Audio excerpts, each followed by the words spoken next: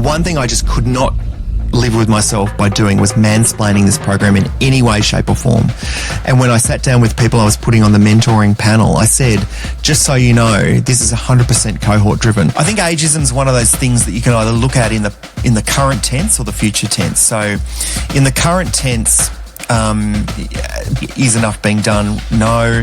Can more be done? Yes. But if you look at it through the lens of trying to change the now, I think it becomes a little harder to see what that change looks like. But if you think about ageism in the future and you think about a generation below, the skills, the diversity of skills, the diversity of experience that people who will be in a more experienced age category in the future have is going to be so much more dynamic than say people my age. But I think with the technological evolution underway, I really believe that with AI, we're actually at the start of another creative renaissance. You know, there's been creative renaissance through the centuries, and I really feel like we're actually at a kind of like industrial revolution cycle of technological advancement with creativity, and AI is at the centre of that. Well, let's shift it again. The dynamic between men and women. Are we doing it, we being females, are we doing it in a way that we're bringing men along with us? That's a great question. I would say, like everything, it's probably not a binary answer. You know, I can only speak from my experience to answer that question, is that I think that there are a lot of women who do a lot of good stuff, and I think what the women that I know, that I have worked with, do really well is bring other women along with them. I've spent about 25 years in media, marketing, advertising and sales, and I've got to the point in my career now where I'm all about helping the next generation of creatives, helping the next generation of leaders, helping people with their creativity and giving them the platform and opportunity to do so. I'm Di Gillett, and welcome to the Power of Women podcast. We're a platform that showcases and celebrates the strength, resilience and achievements of women from all walks of life. And today, for the very first time, we're actually going to flip the order of things, because my guest today is Wade Kingsley. And Wade joins me as my very first male guest, and he's a creative force and mentor of female leadership.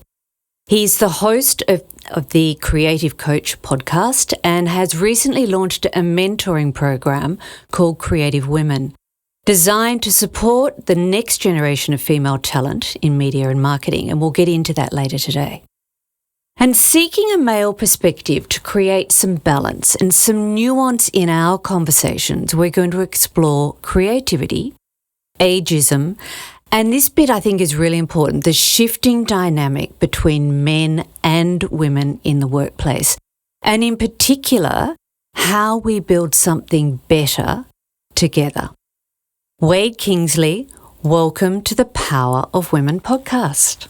Di, thank you. And I am absolutely humbled and honoured to be the first male on the podcast, and I take that responsibility greatly. So hopefully we put in a good show for your listeners today. And look, I think from my perspective, it seems like it's incredibly overdue. But from your perspective, is it a tad intimidating, given the title Power of Women? Well, no, I'm not the kind of person that has intimidation as part of my personality makeup. I'm actually quite comfortable in uncomfortable situations. So even if I was feeling anxious, nervous, the weight of responsibility, I'm confident that we're going to be able to have a great conversation. Beautiful. And look, we've unapologetically been a voice for females, but it's about time to level the playing field from my side. So I'd be interested to know, though, from your perspective, Wade, do you think it matters to have a male voice in women's conversations? 150%. I think that often men are the missing voice in conversations about women. And that's not just from the field that I operate in, which is the creative field. So think of it as anything that sits within the media, marketing sort of umbrella. I think in all areas of life, whether it be DEI initiatives, whether it be on issues such as family violence, any area of life where there is disadvantage, where there is opportunity for women to succeed. I think men need to take a far more active voice, not only at the table and in boardrooms, but on the streets, in society, in conversations at dinner parties, in sporting clubs, wherever those conversations need to happen. I think we, as men, have left women to do the heavy lifting for far too long on women's issues. We'll get back into that because I think that's all part of this moving forward together, proactively and successfully. So I love that point of view. So thanks for that. So let's talk about your business, Wade, because you are, as you said, you're sort of in the field of creativity and you've built a career turning big ideas into impact. What's the state of play right now for women with big creative ideas as you see it? Well, I would say that there's been some levels of progression. I'm seeing a lot more women as small business owners, a lot more women entrepreneurial, given opportunities that maybe times past haven't been as available to them. I think there's some good strides being made. I don't think we can do enough, but I think there's some good strides being made there. I would say when it comes to corporate life, C-suite positions, I actually wonder, and I'm not sure if the data backs this up, but I wonder anecdotally if we're regressing in some forms. I think there was a movement perhaps towards empowering more women leaders. I'm going to say sort of 5-ish years ago. Maybe it was a pre-COVID kind of feeling, and there was definitely some strides being made there. I'm just wondering now, the more I interact with corporate level employees or management, corporate culture and organisations, the question that's nagging in my mind is that either progressing as fast as it should be, is it staying still, is it regressive? So I'd say depending on what area you look at, would have a different answer. In my industry of media marketing, to give you an example, there's probably about 30 major media companies in Australia roughly, and one of them has a female CEO. Now, 1 out of 30 is not good enough. That one person has actually announced recently that she's moving on from that company, and the likely candidates, from what I hear, are going to be a male candidate. So we could be at a serious state of despair, to be honest, that we'd have 30 major media companies in Australia and no female CEOs. And I think the number should be far greater. I mean, you can't get greater than 0 or 1, but I don't know. I just worry that sometimes we have taken our eye off the ball. And I say we as men. I think, as I said in the opening, the heavy lifting has been done by women for far too long. If there is to be change at that sort of level, it does have to come from male-dominated boards. It does have to come from male-dominated corporate level positions. Men have to actually take the action to open up the opportunities for women. And I'm hoping through some of the initiatives that I work on, that's how I can make a difference. I mean, it's all very well to rant about it on a podcast, but, you know, you have to walk the walk. And I think that that's something that hopefully I, as a man, as a brother of sisters, as a father of a daughter, that I'm actually doing something about it rather than just talking about it. And I do wonder, Wade, how closely connected that correlation between the growth in female entrepreneurs and that example you gave of 1 out of 30 female CEOs, the correlation between those things, how much of it is women going, stuff it, I'm going to run my own race? Oh, a large part of it. And to them, I say, well done. Congratulations. Like, you know, it's the classic, you know, if you find a brick wall, find a way around it. And I just think that there's too much emphasis put on women having to do it. So think of it this way. Let's say I am in a coaching session with a female creative, and she is feeling like she's got a great business idea, and I help support with that. The two things running through my mind in that session are, one, good on you, great, do it. Let's go, you know, applaud the effort. And the other conversations running in my head is, hopefully you haven't pitched this to 30 boardrooms full of men and they've all said no, because quite often we know that founder story has some kind of problem in it. The problem might be, I can see how I can solve a problem for a customer and therefore I've got a business idea. But I'm hoping that the problem isn't, you know what, I'm sick of sort of pitching this to pale, stale and male, and I've had to go just, bugger it, I'll do it myself.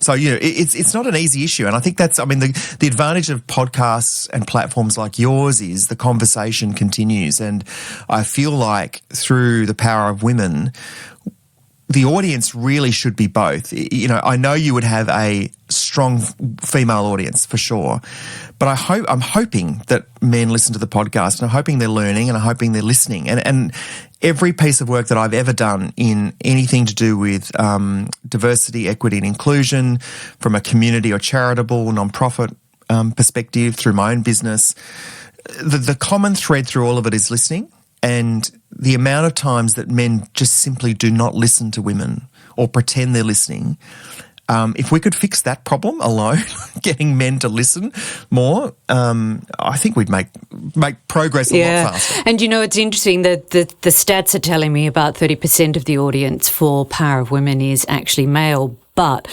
having just run an episode around women and finance, which has touched on women's financial empowerment and certain initiatives, Christ, that's been a poke the bear moment, because on the YouTube shorts where you've done something about that might be linked to divorce, or God forbid you might mention something like some type of prenup agreement, that it's brought out the worst of male commentary, which is interesting. So they're watching, but it's not until you poke the bear that they actually jump into the conversation sometimes. Yeah, and I mean, obviously, you know, we have to kind of take a step back and go, how much of this is generational? How much of it is actually changing? And I don't know about you, Di. I sometimes feel like, is it one step forward, two steps back? Is it two steps forward, one step back? Like there's so many areas that are so much better. Like I think of my daughter who's 13, and I think about the opportunities that will be available to her because of all the progress that's happened generationally before her. But then I think, would she look at me one day and go, you could have done more? You know, you're doing stuff, but you could have done more. And could there have been more opportunities for us to get involved in emerging technologies? Could there be more opportunity for us as women to get more involved in management and strategic decision-making and the corporate sector? And the answer is probably yes. And I think a coalition of the willing is always what's needed. So around that table, you need women for sure. You know, we're going to talk about the Creative Women Initiative in a minute, but one thing that I was really fastidious about was that the advisory group that sat around that were all women. And the role of the advisory group was to share experience and for the men who are running the organisation to listen to those women. That's the job, is to listen. And then from the listening comes the action. It wasn't going to be let's get 3 women and 3 men and let's kind of put an issue on the table and see where we land. It was, no. This initiative is for women. We need to hear from women. So let's do that.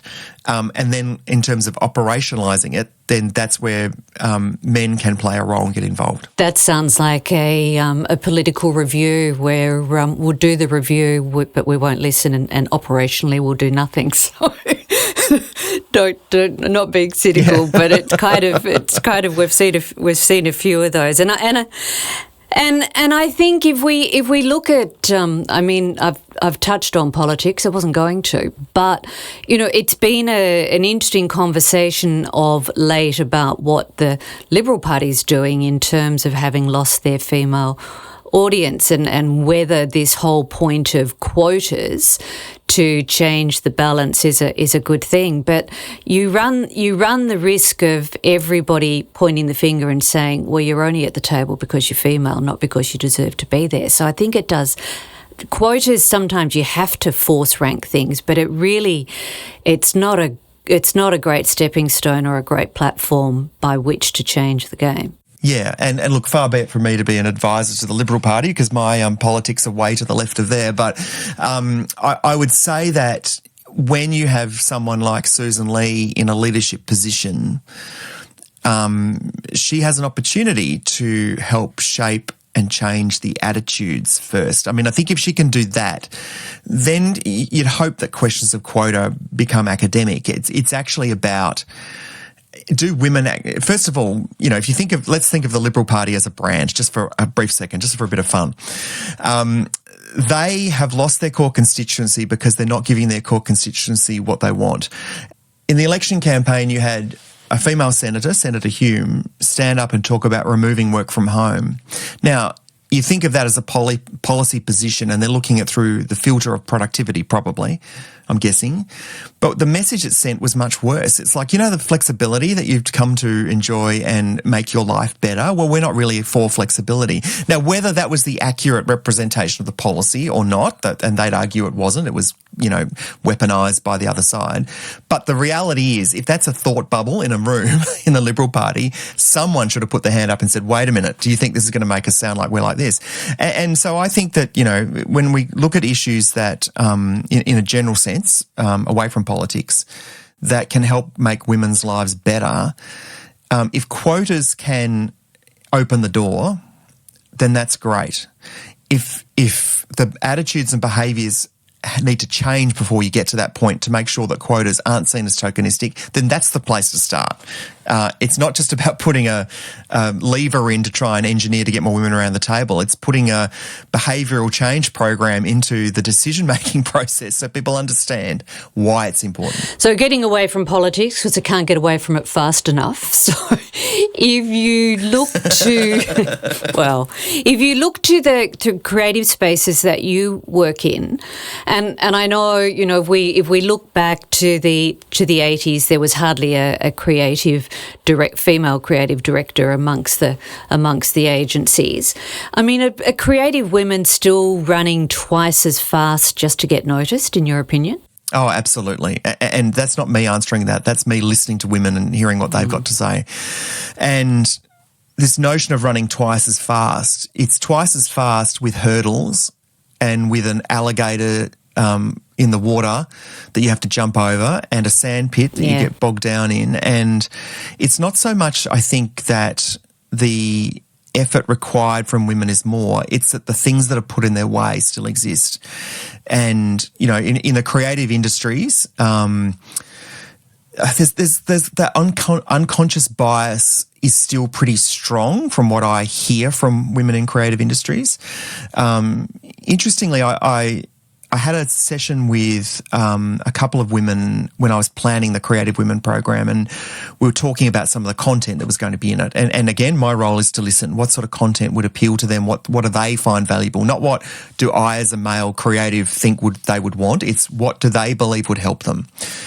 And the whole program I've designed is 100% designed by women. Everything from the cadence of timing of sessions that suit their flexibility, like everything is about what the women want. And there was the comment that one woman said that has just stuck in my mind so much is that when I said, what are some of the areas you would like mentoring in or help with? The comment was, I'd like to be taken seriously. And when you think about that just as a standalone comment, and you kind of picture that person in a meeting room who probably has a great creative idea or a solution to solve a problem, that's the job of a creative. How can we solve a problem using different or original means, right?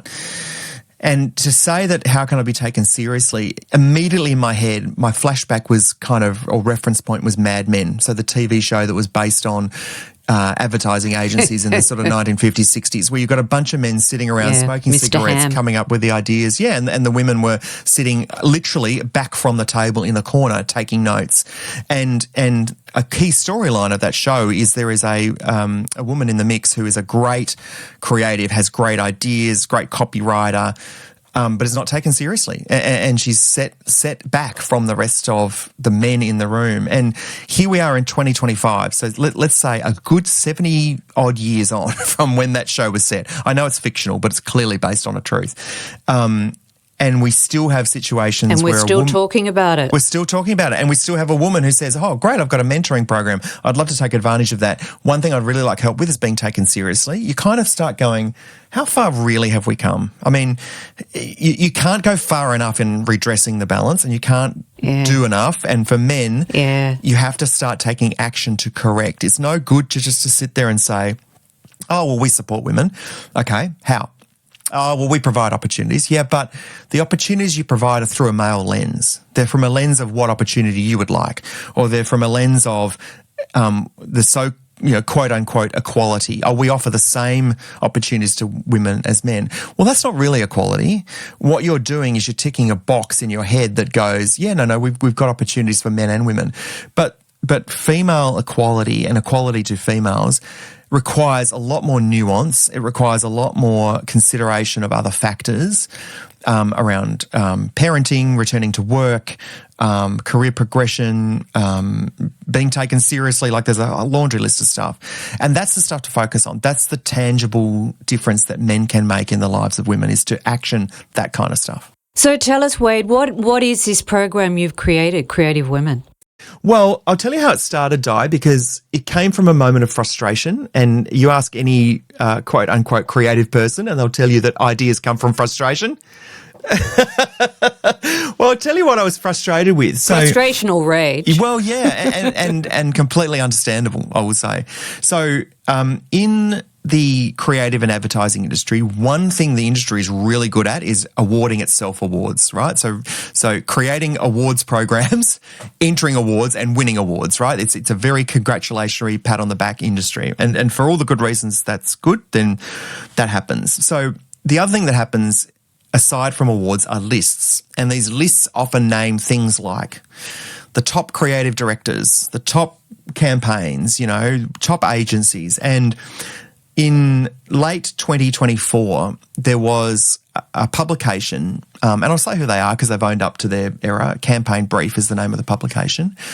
And they published a list of what they considered the top 30 creative directors in Australia. And on that list of the top 30, one was a woman. And the fact that it didn't even enter their head, like that they published it without going, maybe we should consider and obviously you want to assume it's merit-based, but you could also clearly go that it's just not on their radar. And there was some outrage, so, and rightfully so, outrage in the media circles, other trade publications published articles and Sounds letters like the from Emmys. women. Yeah, think of an industry, right? And this is true. We talked about female CEOs before. Think of an industry and you can see where the imbalance literally sits on a page or on a website. So I looked at that and I thought, well, I could do one of two things. One, I could just rant about it and I could publish an op-ed saying why I think that's wrong and what should be done about it. Or option two is I could do something about it. So I chose the latter. And what I decided to do was I decided to create a program called Creative Women.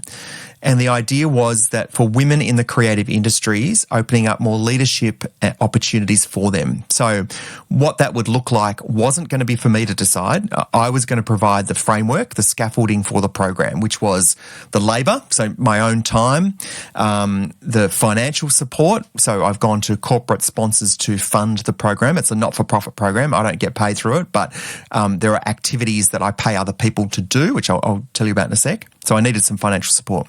But then when it came to actually working out the program for the first cohort, that was all going to be driven by the cohort.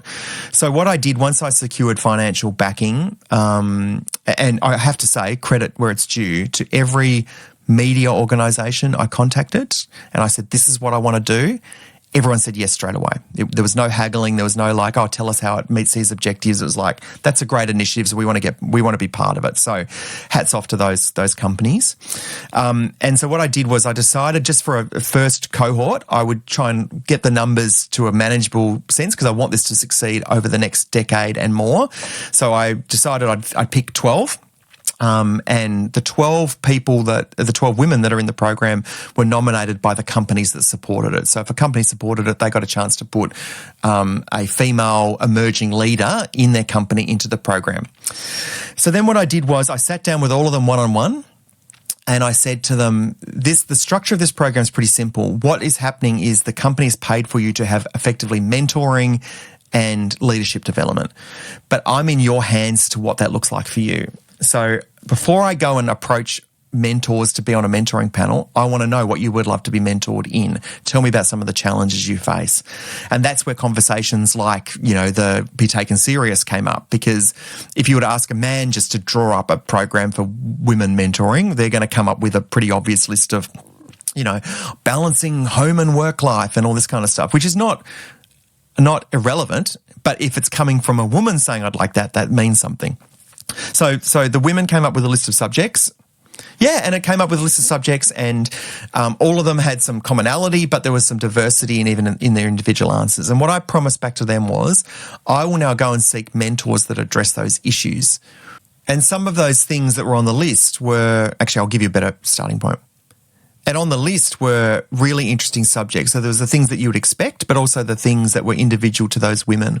And then what I would do is I would go and talk to mentors, potential mentors, who would want to be on the mentoring panel that the women could then choose from. So I wasn't pairing women up. I wasn't saying, mentor A, you're good with person C. I was saying, I've gone and found mentors that can speak to their experience in these subject areas you would love to get some guidance and mentoring in. And then it was up to the cohort to choose who they wanted mentoring sessions with from people on the panel. So let's say, I'll just give an example. Let's say one of the things I'd like mentoring in is being taken seriously as a woman, right? Cool. Well, there's 6 people on the panel you can choose from based on their experience on that particular topic, and they will talk to you about that particular topic and they will help you with that. So the whole thing is 100% driven by the cohort of people being mentored, not by the mentors, not by me. And I was absolutely fastidious that all the mentors would be paid for their time. I've actually had a couple of women on the mentoring program who've said, no, I really believe in this. I want to support it. I don't want to be paid. And I've said, well, respectfully, I want you to be paid, because this is classic. What would happen is a man sets up a program and puts a women mentoring panel together and expects they give their time. This is funded. You have that money. What you do with that money once you're paid, if you want to donate it somewhere, that's up to you. But you're going to put in an invoice for the mentoring sessions you're conducting. And so there's the mentoring program component that goes with it. So women get 6 mentoring sessions across a 6-month period. Then we have guest speakers coming along. So I'm paying guest speakers to talk to this cohort of 12. And then we have a in-person activity in October. We're all getting together on the Mornington Peninsula where I live. We've got a great venue, and we're having all the guest speakers and all the mentors and all the cohort come together for an in-person experience over a couple of days, where it's a good chance again to discuss issues, think of initiatives, and feel more confident in our creativity and our ability to be creative leaders in our industry in that environment. And any specific feedback coming through mid-program that's worth sharing, Wade? Because it sounds great. I mean, God, Yeah, I wish somebody had. I wish more men were proactive like you to start with, of getting on the front foot and driving this stuff. It's great. Oh, thank you. I appreciate that. And I think that you got to walk the walk, right? I mean, it's all very well on me to come on here and sprout theories about what men should be doing, but I need to look at myself and make sure I'm doing as much as I can. So I appreciate that feedback, and watch this space, because we might be expanding it to more industries next year based on the success of the first cohort already. So to answer your question about feedback, the main piece of feedback I'm getting so far is, thank you for giving me the control. Thank you for giving me the choice.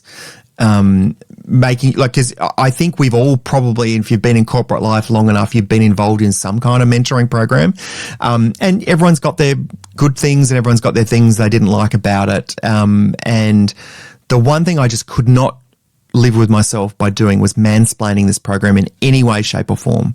And when I sat down with people I was putting on the mentoring panel, I said, just so you know, this is 100% cohort driven.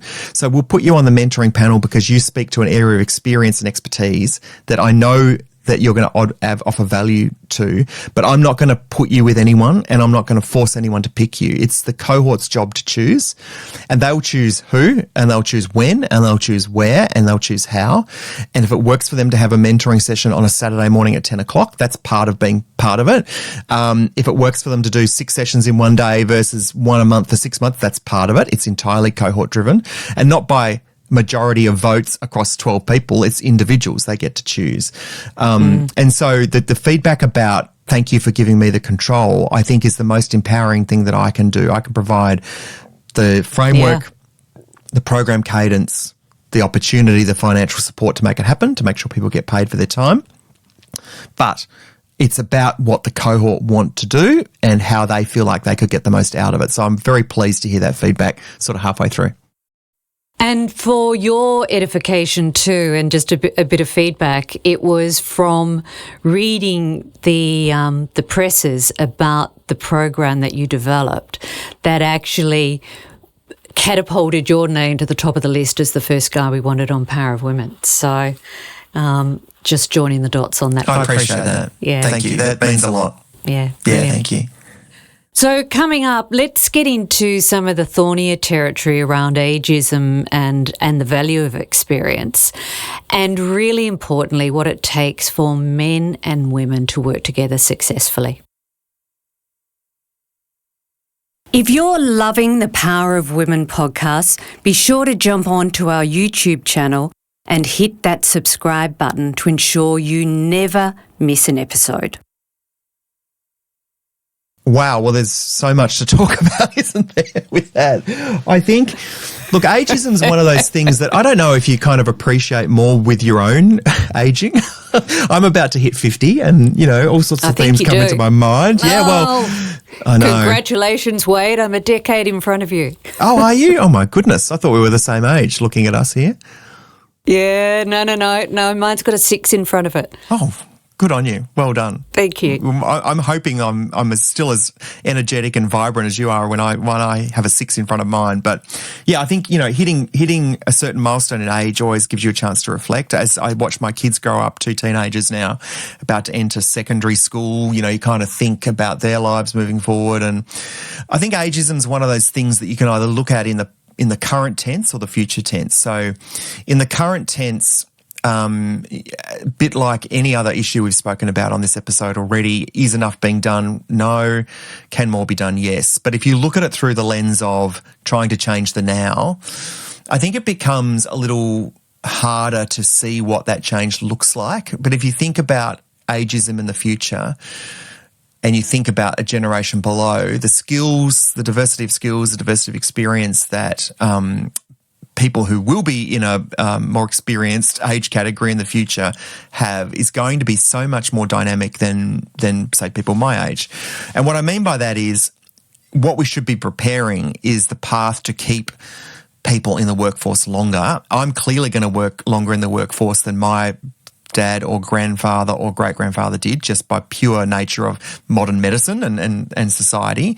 But I think with the technological evolution underway, I really believe that with AI, we're actually at the start of another creative renaissance. You know, there's been creative renaissance through the centuries, and I really feel like we're actually at a kind of like industrial revolution cycle of technological advancement with creativity, and AI is at the center of that. And so I think that if you think about that, then the future workforce and keeping experienced people in the workforce for longer is going to be more critical, because we could be looking at a generation that was a very manually driven generation leaving the workforce. So let's say I'm 10 years down the track, I'm turning 60, and all of a sudden it's felt like or perceived like my experience doesn't count. The counter I would have to that is almost like saying, hey, I'm from the manual generation where we know a bit of both. We know a bit of pre-internet. We know a bit of pre-streaming. We know a bit of pre-AI. Like, we've got some value that is attached to a portion of history. I think as an issue in itself, you kind of go, where do I start? But if you start going, what's the value of keeping experienced people in the workforce? I think the generation that you and I are in now have the best opportunity to hopefully be less discriminated against based on our age and more positively included based on our diversity of experience, because the manual side of creativity is still highly valuable. Writing, drawing, artistry, music. So it's a bit like even finance industry of people who know how to manually crunch the numbers and the formulaic aspect behind where we get to in terms of the numbers. And it's the same. I've spent 30 years in the retail sector, and the difference of my era who came through, and the on the tool skills that we had in terms of the financial retail math and the planning versus those who only plug it into a system now. It's so different. So it's a really interesting point. And then it's going to be up to, you know, your generation and my generation to make sure that we can move forward with it. And I mean, the last 18 months for me, Wade, have been all about reskilling and retooling and learning new tech. What's the thing that's most excited you about that learning journey? Well, it's interesting. So you've brought up the sort of the elephant in the room, or in some rooms, which is AI. But I come from a creative background originally, and I can see the creative aspect of AI as a tool to augment what I do, not replace anything in the pipeline of what I do. And in so the utilization of it frees you up to do more meaningful work. So that I love. And then this whole world of podcasting, which is still relatively new in media, and certainly taking away from, all the terrestrial forms of media that you and I grew up with. The immediacy, the authenticity, the reach, I mean, all of that's just, it's amazing. I love it. Yeah, it is amazing, and good on you for mucking in. And I think that at the moment with AI, and obviously every technological introduction has an adoption curve, and I think we're kind of slowly getting past the what is AI question phase, and people are starting to muck in and do stuff, which is, I think, where we need to be. And if you think about any form of creativity, even when we're kids, it's the mucking in where we learn. It's the using the paint and paintbrushes on an easel. It's the drawing with crayons. It's the playing with Lego bricks, whatever that form takes. And so we shouldn't be afraid of a technology just because it's got sinister overtones.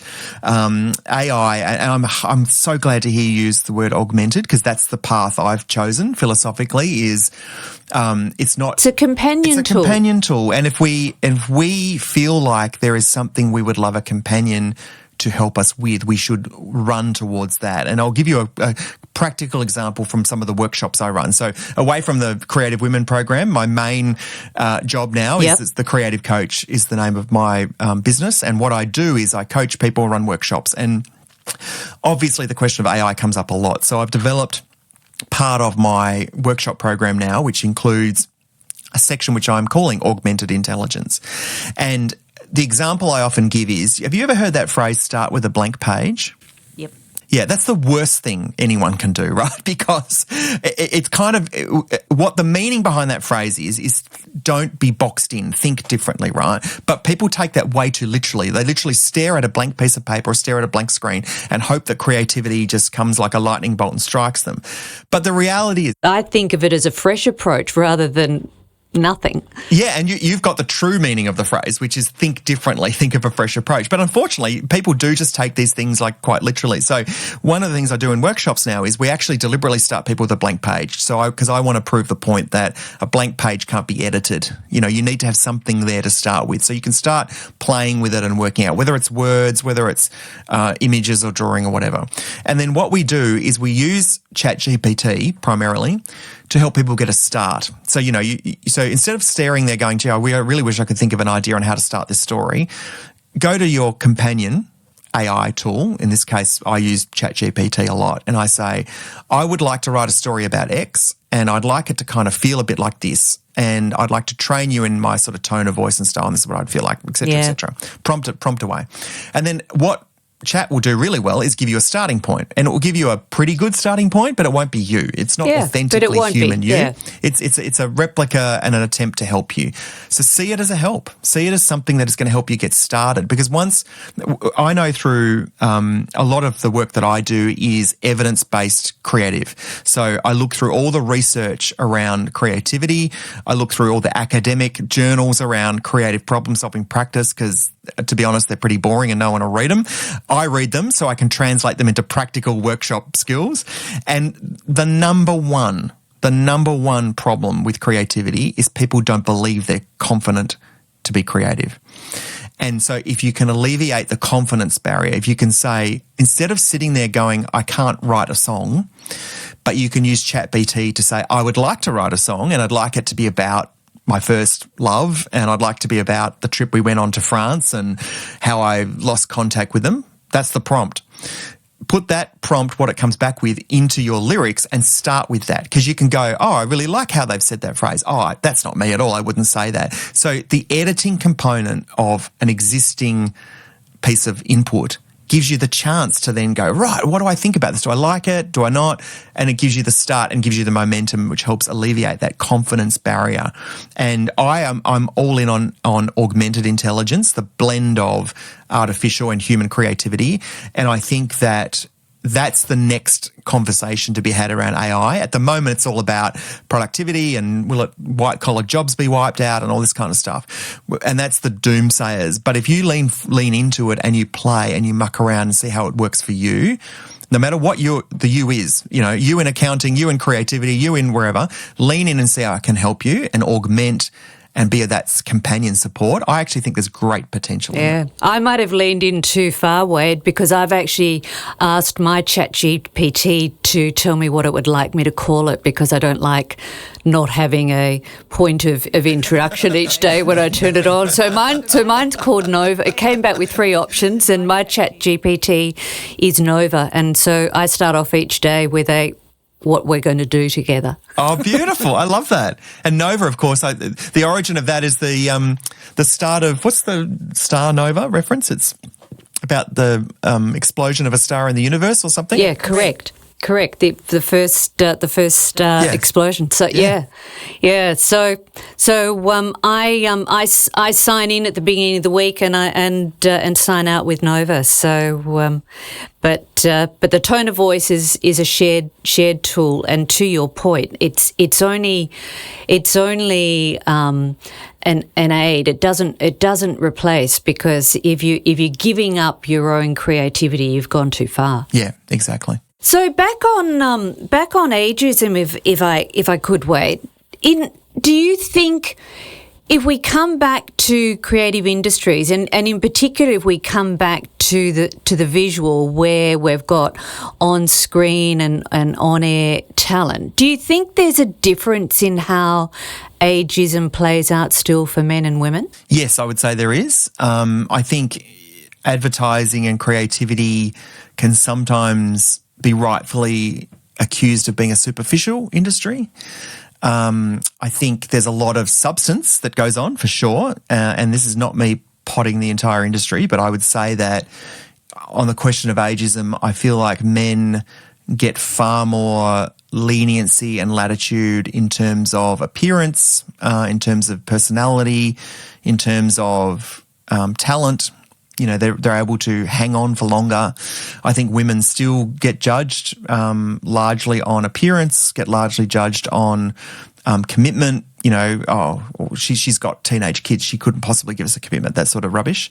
And I think that, again, like all the other issues we've spoken about today, it's up to men to kind of address that balance. I think what men benefit from is the privilege, obviously. And look, I'm a white guy from Adelaide, right? So I'm kind of stuck right in the middle of what the example man in media is like. But I see that as an opportunity to turn those conversations around. I think what happens is ageism in the workforce in the advertising industry is largely unspoken. It doesn't get addressed. You won't find a marketing conference in Australia this decade that talks about ageism, would be my bet. Happy to be proven wrong.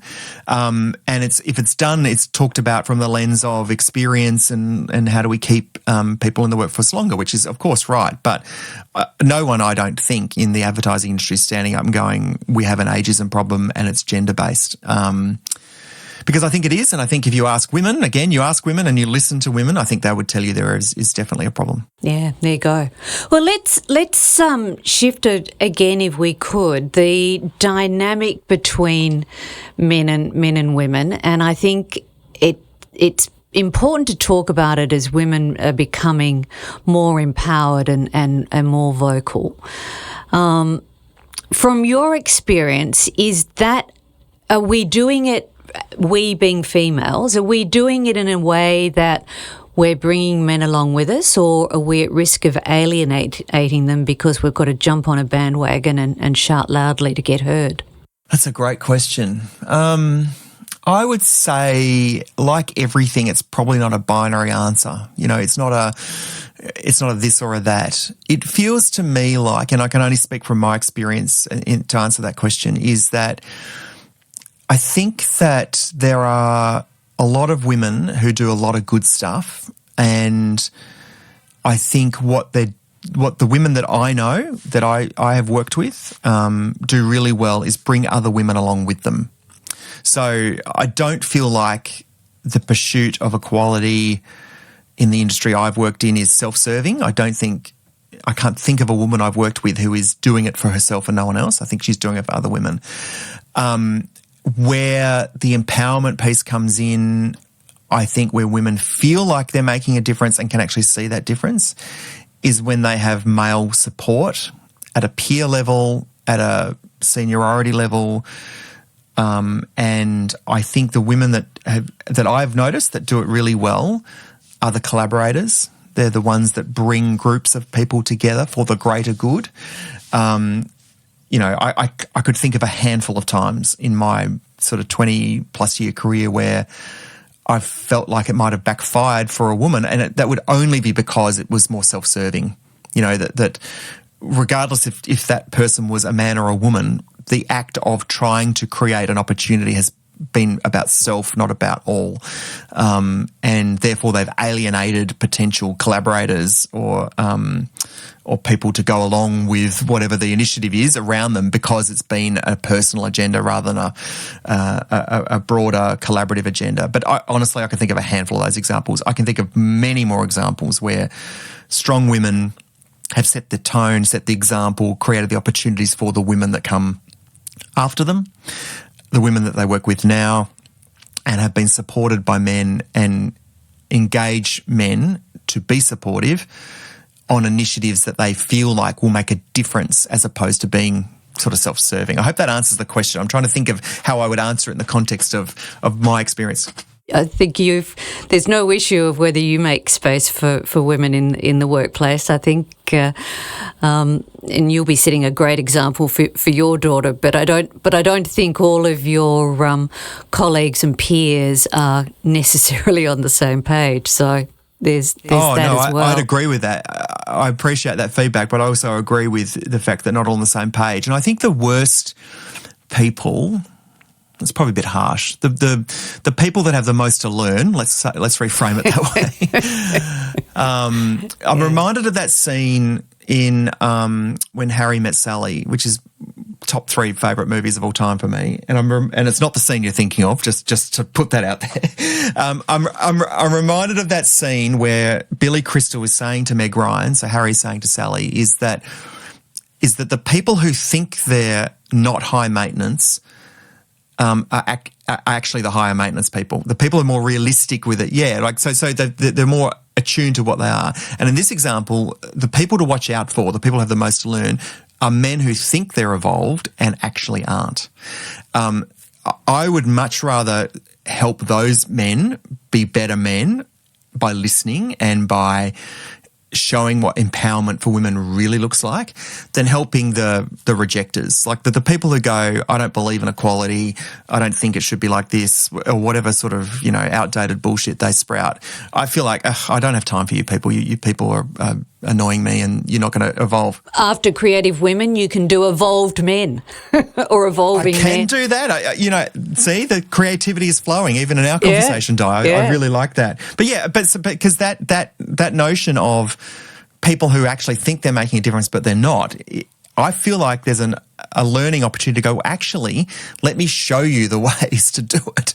And it's not going to come from you or I as men. It's going to come from what women tell us. And what women tell us are these things. And if you act on those, you listen and act on those things, that's empowerment. Not standing up going, well, I really think I'm an evolved man because, we have an equal opportunity thing and we celebrate Mother's Day and okay, sure. Tokenistic. We want men to actually understand what women need according to women, and we need to empower that to happen, and that's how you evolve as a male. Wade, I've loved the conversation today, and I really applaud what you're doing with your program, Creative Women, and it's actually through that lens that I might frame my final question today, which is, what's your message for women with all the potential but are still feeling like they're holding back?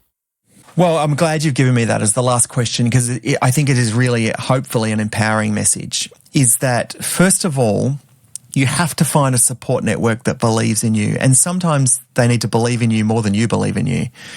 Find that support network of women, men, people of any age, any industry, any background. Because when it comes to starting a business, when it comes to creative work, pure creative work, writing, art, drawing, artistry, all that sort of stuff, what you actually really need is confidence, because I already know that you're creative and I already know that you can produce great creative ideas that entertain, that solve problems, but you don't believe it. And the gap between you believing it and having someone believe in you is the best place to start. So finding that support network is critical. And I often talk about we talk about ChatGPT being a partner. Find a partner who believes in every single thing you do and will pick you up. And it's usually a best friend. Sometimes it's a colleague. Sometimes it's a boss. It doesn't matter who it is, but it's someone that believes in you more than you do. And tell them your ideas first, and tell them, because they will offer you feedback in a constructive way. They'll see what's great about your ideas and they'll support it. They'll give you feedback which you can action and you'll value, and you're doing it in a safe space. And then expand that network out. Look for 3 or 4, look for 10 or 15. But the most important thing to do as a woman with any aspect of creativity is exactly the same as it is for a man, is to start. So many people I meet have had an idea in their head for 10 years and they go, I've always wanted to, I wonder what that would be like. Timing's not right. I don't know how I'd make a living out of it, or whatever the reasons are. And the reasons might be legitimate. But, my big kind of life mantra is I don't want to die with the music inside. You want the music to come out. And I really believe that everyone is sitting on a great idea. It could be an idea to make their life easier. It could be a business idea. It could be an artistic idea. It could be a song. It could be anything, a book, whatever. But if it stays inside you, it's not an act of creativity. To get it moving, you need to actually find one person who believes and supports and try things and fail, because creativity is all about failure and moving on. It's about trying things, seeing how they work, seeing what you like, optimizing it and moving on. And I think starting is the best place. So if you're listening to this and you're thinking, oh, geez, I've had that idea in my head for so long and I better do something about it, here's my offer. Drop me a note on LinkedIn and I will support you. It won't cost you anything. You just might want to bounce something off me and I'll give you support and I'll give you advice. And Di, I know you'd be the same kind of person as this too. If someone's listening and they want that dose of confidence to take it to the next step, whatever the next step is, get in touch and we will support you. I couldn't agree more. And I feel like you just held up the mirror, Wade, because I secured the domain name of Power of Women in 2014 and I only pressed the button on it last year. So for all the reasons. But you pressed the button, Di. That's no matter when you did it, you pressed the button, and that's the most important bit. I just needed a bit of a creative space for the runway, so I couldn't agree more. So Wade, to that point, and thank you for being such a fabulous and generous contributor to today's conversation, and our first male voice, and the first of many. It prompts me to say we should have done it sooner. But how does somebody reach out specifically and get in touch with you? How can we find you? Sure. So my website is thecreativecoach.com. I'm mad on LinkedIn. I'm basically on it most of the day. You talk about doom scrolling. I'm on LinkedIn all the time. So anyone who wants to message me privately, just to say hello or any feedback about it, the chat we've had, just jump on LinkedIn. But thecreativecoach.com is my website, and the Creative Women program for 2025 is underway now. We will be doing it in 2026 for sure. Once we get through this program, I'm going to ask the current cohort to give us feedback to help shape the next program next year. And the current cohort for 2025... They might become mentors, I'm guessing. Absolutely. They're going to be part of the advisory and program build for next year. And we're going to build out this community, as I said, for decades to come. So wonderful. If you're interested in being part of it, just hold fire a little bit and we'll have some more info on our website probably towards the end of this year. Well, Wade, thank you so much. And I think this is, if you haven't shared any of the episodes of Power of Women with your network to date, this is the one to share, because this is probably one of the more balanced conversations where we're not gender exclusive, and so many fabulous key points that you've touched on and added a balanced perspective to today. So thank you so much, Wade. Love talking to you. Until next time. If you're loving the Power of Women podcast, hit that subscribe button and be sure that you never miss an episode. Until next time.